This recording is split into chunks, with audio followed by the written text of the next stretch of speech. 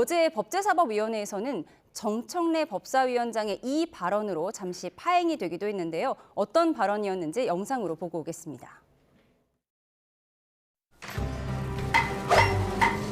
당이 어떤 입장을 냈는지 다시 한번 말씀해 주시죠. 완전히 별개의 사건. 탄핵소추문에서 핵심 내용, 또 특히 중요한 내용이 제외될 경우에는 새로운 탄핵소추 결의가 필요한 것은 법리상 저는 명백하다고 생각합니다. 지금 민주당이 주장하는 것처럼 내란죄는 빠졌지만 내란 행위는 남아있다. 그건 개변입니다.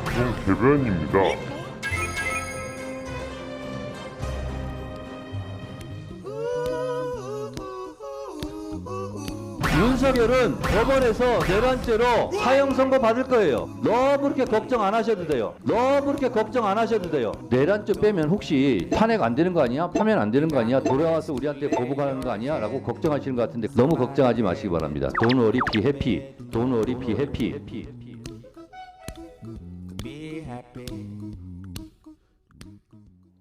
네. 정청래 법사위원장은 워낙 극단적인 단어를 많이 사용하고 그것 때문에 언론의 주목을 받기도 했는데 이번에는 사형이란 단어를 언급을 하면서 국민의힘 의원들은 걱정하지 마라 그랬어요. 어떤 의미가 내포된 건가요? 뭐 조롱성 그 얘기를 저렇게 뭐 말장난 비슷하게 한 건데 저게 국회 법사위 공식 회의석상에서 또 그 회의를 주재하는 법사위원장으로서 할 발언인가 하는 점에서 참 뭐라고 참 얘기하기도 뭐한 정도의 망언이다. 예. 본인이 뭐 판사도 아니고요. 내란죄가 성립하는지 여부는 이제 재판 과정에서 드러날 것이고요. 뭐 성립된다 할지라도 그 죄질에 따라서 뭐 양형이 결정될 텐데 뭐 저런 식으로 사형 선고 받을 거다. 뭐 저주를 하는 겁니까 뭡니까? 그리고 저거는 그냥 뭐 어떻게 보면 정청래라고 하는 그 항상 뭐 말썽 일으키는 정치인의 그 구설로 이제 나온 건데 핵심은 지금 민주당 측에서 야당 측에서 탄핵소추 사유에서 내란죄를 빼는 거 거기서 이게 지금 그 발단이 된 거 아닙니까?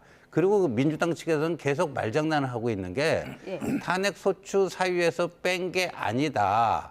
그대로 있지만 그 내란 행위에 대한 형법상 내란죄 성립 여부를 따지지 않고 예. 그 내란 행위에 위헌이 있었는지 헌법 위반 그것만 따지겠다는 것이다 하는 건데 탄핵소추 그래서 제가 다시 그 뭐 한 몇십 페이지 되는 그 탄핵소추 안을 다시 읽어봤는데 네. 내란 없이는 이 자체가 얘기가 안 될 정도예요. 그래서 이제 저거 헌재가 정말 저 부분에 대해서 잘 판단해야지 더군다나 헌재의 권유가 있었냐 없었냐 이런 진실 공방까지 벌어지고 있는 상태에서 이게 내란죄를 빼고 하게 되면요. 이거는 정말 그 헌재에서 어떤 결정이 내려졌을 때 국민적으로 승복이 되고 수용이 되는 게 아니라 오히려 그게 분열을 확산시키는 촉진제가 될 수도 있겠다는 염려가 듭니다. 네. 비상계엄에서 비상계엄 행위에 대한 헌법 위반 여부만 판단을 받고 내란죄를 어겼느냐, 내란죄 위반 혐의에 대한 형법상의 판단은 받지 않겠다. 이 부분을 놓고 지금 며칠째 공방이 이어지고 있는데 지금 정청래 위원장의 말을 보면은 내란죄를 빼더라도 대통령은 탄핵될 거다. 그러니까 국민의힘 의원들은 보복당할 걸로 걱정하지 말아라. 이런 얘기를 사형 선고라는 극단적인 단어에 비유한 걸로 봐야 할까요? 네, 뭐 기본적으로는 어쨌든 그 헌법재판소가 하는 것은 이제 헌법에 위반해서 대통령이 대통령직을 내려놓을 만한 일을 했는가.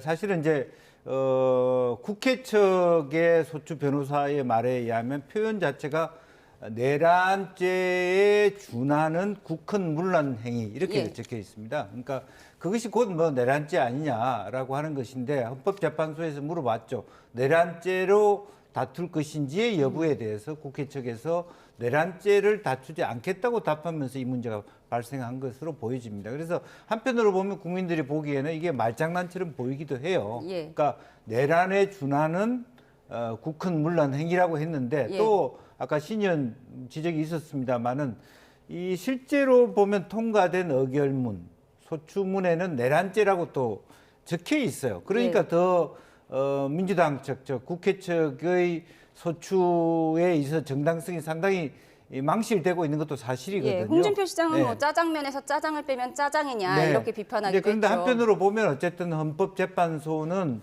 실질적으로 여러 가지 사안들, 첫 번째 탄핵안에 한 5개 중에 된 것을 두 번째 탄핵안에 올릴 때 2개로 추르면서 만들어지고 또 국회 측에서는 그것이 내용상 변화가 없다. 네. 이렇게 크게 그룹핑을 할 때 그렇게 된 것이다라고 얘기하고 있습니다만은 헌재에서 그것을 충분히 요량해서 다투겠다, 정리하겠다라고 돼 있는 것이죠. 그래서 그런 부분에 있어서는 아마 이제 자연스럽게 헌재는 이 여러 가지 어떤 계엄 상황, 그다음에 국회에 들어간 상황, 또 뭐 어떤 정치인들에 대한 어떤 강제적 압박 자체가 과연 대통령의 면직, 파직을 할 만큼 한 것인가에 예. 대한 준한 것만 다투면 좋겠다. 뭐 그렇게 입장이 정리되는 것 같습니다. 예.